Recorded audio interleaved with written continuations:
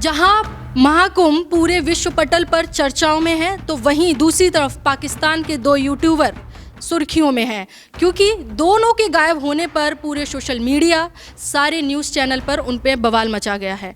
तो मेरे साथ है निकिता सहयोगी, उनसे जानेंगे दो यूट्यूबर की पूरी कहानी कि वो गायब हो कैसे गए। निकिता जी, आप यूट्यूबर्स के बारे में बताएंगे कि क्या है पूरी कहानी।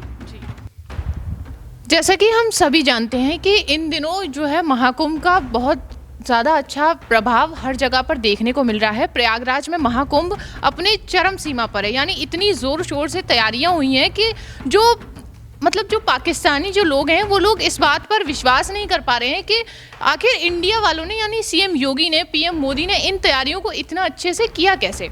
मतलब वो लोग यकीन ही नहीं कर पा रहे हैं इस बात पर। और जैसा कि हम जानते हैं कि जो सोहेब चौधरी और जो सना अमजद जो एक बहुत बड़े यूट्यूबर्स हैं, वो दोनों मतलब कि उन दोनों के यूट्यूब पे चैनल्स हैं और वो जो पाकिस्तान की जो आम जनता है उनसे वो रिव्यू लेते हैं और जो इंडिया और पाकिस्तान के जो हालात हैं उनको लोगों से रूबरू कराते हैं, बताते हैं कि यहाँ पर जो क्या चल रहा है। मतलब एक दूसरे को वो बताना चाहते हैं कि आखिर मुल्क में उनके हालात क्या हैं। ठीक इसी बारे में मतलब जो उनके जो चैनल्स पर जो न्यूज़ चल रही थी, इनसे वहाँ की जो पाकिस्तान की जो गवर्नमेंट है वो इस चीज़ से मतलब कि वो उन्हें राज नहीं आ रहा है, क्योंकि वो लोग इंडिया के फेवर में भी कभी कभी बोल देते हैं ना, तो पाकिस्तान वालों को फिर लगेगा कि ये हमारे इन फेवर में जा रहा है। तो इससे जो पाकिस्तान की जो गवर्नमेंट है उन्होंने बहुत तगड़ा एक्शन लिया है और उनके यूट्यूब चैनल को बंद कराने की धमकी दी गई है। और तो और ये भी कहा गया कि या तो आप देश छोड़कर चले जाओ या फिर अपने यूट्यूब चैनल को बंद करो, जैसा कि हमने अभी न्यूज़ चैनल्स हम देख रहे हैं। और यही दोनों यूट्यूबर्स नहीं है, इनके अलावा ऐसे 12 और भी यूट्यूबर्स हैं जो मतलब वहाँ से गायब हो रहे हैं इनके। और ये हम लोग ऐसे देख सकते हैं कि उनके चैनल पे काफ़ी टाइम से कोई भी न्यूज़ पब्लिश नहीं की गई, कोई भी वीडियो पब्लिश नहीं। वो लोग ना तो टिकटॉक कर रहे हैं, ना 1-to-1, कुछ भी आ ही नहीं रहा है मतलब। तो इससे लोगों ने एक अंदाज़ा लगाया है कि मतलब जो यूट्यूबर्स जो हैं वो मतलब आ नहीं रहे हैं, क्योंकि वहाँ पे गवर्नमेंट द्वारा उन्हें धमकी दी गई है कि वो लोग अपने चैनल को क्लोज़ कर दें। इससे वो लोग बहुत एकदम चिंता में बने हुए हैं। करना चाहूँगी, ये जो दो यूट्यूबर्स थे वो डायरेक्ट लाइव पाकिस्तान की जो वकील हैं नाजिया, उनसे करते थे। तो आपको क्या लगता है कि नाजिया का बयान क्या है और वो क्या बोल रही है? एक्चुअली हम जानते हैं कि जो नाजिया इकबाल, जो नाजिया इलाही खान है, वो हमारी सुप्रीम कोर्ट की वकील हैं।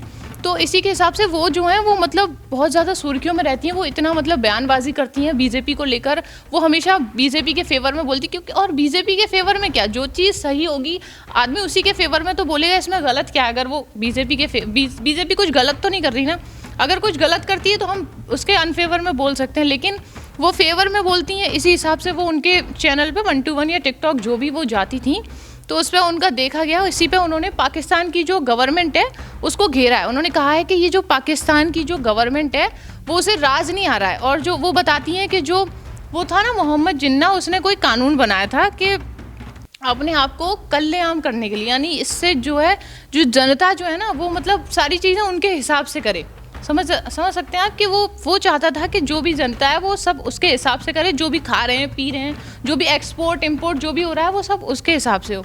लेकिन जो अब वहाँ का जो मेन टारगेट जो है वो वहाँ के पाकिस्तान वालों ने मेन टारगेट अब हिंदुओं को बना लिया है। समझ रहे हैं आप, हिंदुओं को बनाया है और मतलब कि वो मुस्लिमों को और हिंदुओं में अब आपस में लड़ाई कराना चाहते हैं। उनका कहना है कि मतलब हिंदुओं को एक मुख्य निशाना बनाया गया और जो वहाँ के लोग हिंदुओं की तारीफ़ कर रहे हैं, सीएम योगी की, पीएम मोदी की, अगर वो तारीफ़ करते हैं तो ये उन्हें राज नहीं आ रहा, इसीलिए वो पाकिस्तान वाले जो हैं वो उन्हें उनका चैनल बंद कराने की धमकी दे रहे हैं बार बार।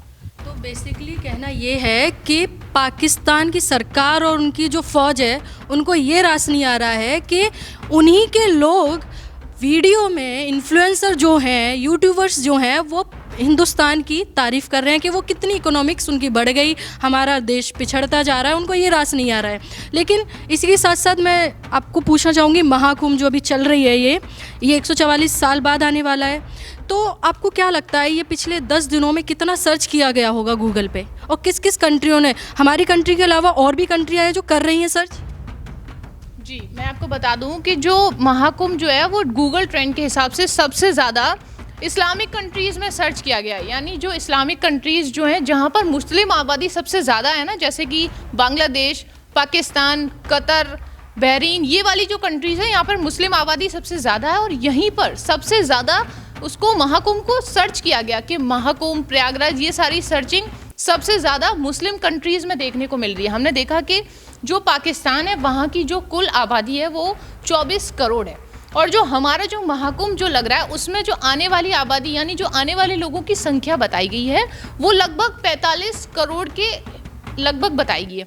अब आप अनुमान लगा सकते हैं कि जो अभी जो स्नान जो निकल कर गया है उसमें सिर्फ 2 दिनों में 6 करोड़ लोगों ने स्नान किया है। इसी के हिसाब से हम देखें कि हमारे यहाँ 45 दिन जो है महाकुंभ लग रहा है। अगर इतने ही लोग एक एक दिन में आते हैं तो 45 दिन के हिसाब से आप देख सकते हैं कि कितनी ज़्यादा आबादी महाकुंभ पहुँच रही है। तो जो अरेंजमेंट्स किए गए हैं वहाँ पे, जो सुख सुविधाएं दी जा रही हैं और जो हर चीज़ को एकदम चौकन्ने व्यवस्था से चेक किया जा रहा है, मतलब हर जगह पुलिस एकदम चौकन्ना है और देखा जा रहा है कि कोई भी मतलब, और देखा कि मुस्लिम बैन किए गए हैं उसके बाद भी कोई ना कोई मतलब आए दिन कोई, जैसे कल ही हमने देखा कि एक आयूब खान नाम का एक मुस्लिम शख्स उसमें अपना मतलब नाम चेंज करके अपने आप को हिंदू बता के और वो वहाँ घूम रहा है और जो यति नरसिंहानंद हैं उनका पूछ रहा था।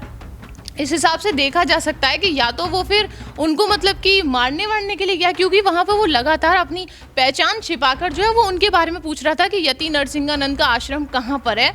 और वो जैसे कि हमने देखा कि कुछ दिनों पहले जो यति नरसिंहानंद थे उन्होंने मुस्लिम के जो वो हैं वो जो पैगंबर मोहम्मद हैं उन पर एक टिप्पणी की थी जिसको लेकर इतना बवाल हुआ और जो वहाँ का जो डासना देवी जो मंदिर है उस पर भी हमला किया गया था। उसके बाद जो है इतना मतलब वहाँ पे बहुत ज़्यादा बवाल हुआ। तो जो यति नरसिंहानंद है उनका भी बयान सामने आया, वो कह रहे हैं कि या तो वो शख्स उन्हें मारने के लिए आया था। सीएम योगी का तो साफ कहना है कि अगर कोई आना चाहता है तो आ सकता है, लेकिन कोई भी अगर गलत एक्टिविटी करते हुए पाया जाएगा तो उस पर साफ तौर पर बैन लगाया जाएगा, चाहे वो हिंदू हो या फिर वो मुस्लिम हो। इसमें किसी भी विशेष समुदाय को किसी को टारगेट करने जैसा कोई मुद्दा है ही नहीं।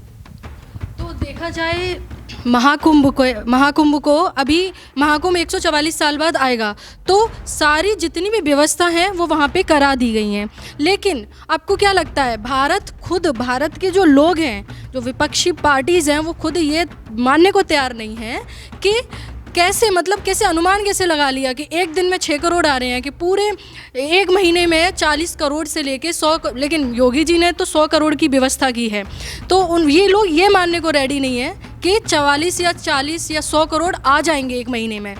इस पे आपको क्या कहना है? मैं आपको बता दूं कि जैसे कि जो सरकार ने वहाँ पर एक स्पेशल टीम का गठन किया है जिसका नाम है क्राउड असेसमेंट टीम। ये सिर्फ मेनली इसीलिए बनाई गई ताकि वहाँ पर जो आने जाने वाले जो लोग हैं उनका मतलब पता लगाया जा सके कि आखिर कौन वहाँ आ रहा है, कौन जा रहा है, ये सारी चीज़ें वहाँ पर एक्टिविटी नोटिस की जा सकें। और स्पेशल एआई टीम भी, मतलब एआई के द्वारा भी वहाँ पे सबसे ज़्यादा इस चीज़ें देखी जा रही हैं। जैसे कि एआई के द्वारा मशीनें लगाई गई जिससे फेस स्कैन कर सकें कि आखिर वहाँ कौन कौन पहुँच रहा है। और ये जो स्पेशल टीम बनाई गई ना, क्राउड असेसमेंट टीम, ये स्पेशली बनाई इसीलिए गई है ताकि वो लोगों को काउंट कर सकें कि आखिर कितने लोग वहाँ पहुँच रहे हैं। अभी हमने देखा कि 2 दिनों में 6 करोड़ लोग वहाँ पहुँच चुके हैं और लगभग 45 करोड़ लोगों के वहाँ पहुँचने का अनुमान लगाया गया है। और मैं आपको बता दूँ कि इतने में ये जो आबादी वहाँ पहुँच रही है, इतने में लगभग हमारे 2 पाकिस्तान हमें वहाँ महाकुंभ में देखने को मिल सकती है, क्योंकि जो पाकिस्तान की जो कुल पॉपुलेशन है वो सिर्फ 24 करोड़ है और जो महाकुंभ में जो लोग पहुंच रहे हैं वो अनुमानित कीमत उनकी 45 करोड़ बताई गई है। इस हिसाब से आप अंदाज़ा लगा सकते हैं। और फिर इसमें मतलब बोलने जैसा तो कुछ नहीं है, लोगों का क्या है, एक दूसरे को घेराबंदी तो चलती है। आखिरकार फिर पॉलिटिक्स बढ़ेगी कैसे? आपको देखना है कि पॉलिटिक्स में जब तक उबाल नहीं आएगा तब तक मतलब कि लोगों को टॉपिक काटना चाहूँगी। यस, जहाँ अखिलेश यादव ने बोल दिया है कि गंगा मैया मेरे को बुलाएंगी तो मैं जाऊंगा, लेकिन वो गंगा मैया की जगह हरिद्वार स्नान करने चलेगी। इस पे आपका क्या कहना है? धर्म और पॉलिटिक्स को वो जोड़ रहे हैं जबकि अलग अलग कर देना चाहिए। इस पर मैं मतलब ज़्यादा कुछ तो नहीं बोलूँगी, लेकिन ये अपना अपना एक मतलब नज़रिया है कि कौन किस तरीके से क्या देखता है, अपनी अपनी आस्था है। कोई हिंदुओं में मतलब विशेष समुदाय को मैं टारगेट नहीं कर सकती, क्योंकि अब अखिलेश यादव ने कहा है कि वो प्रयागराज नहीं जाना चाहते, लेकिन फिर भी वो हरिद्वार गए हैं, वहाँ जाके उन्होंने डुबकी लगाई और उन्होंने ये भी कहा है कि जब गंगा मैया बुलाएंगी तो वो प्रयागराज भी जाएंगे। देखा गया था कि उनके टाइम में भी महाकुंभ हुआ था और उन्होंने तो महाकुंभ की जो जिम्मेदारी थी वो आजम खान को सौंपी थी।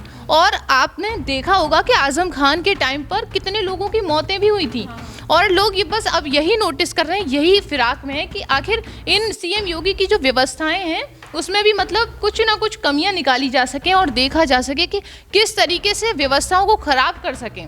बस यही लोग चाहते हैं कि कुछ ना कुछ खराब हो और फिर वो कमियां निकालें और आगे की चीज़ों के लिए वो। तो ये थी दो बड़ी खबरें, जहां दो यूट्यूबर्स का पाकिस्तान से गायब होना और एक महाकुंभ की विश्व पटल पर चर्चाएं। तो जुड़े रहिए खबर एक्सपर्ट के साथ।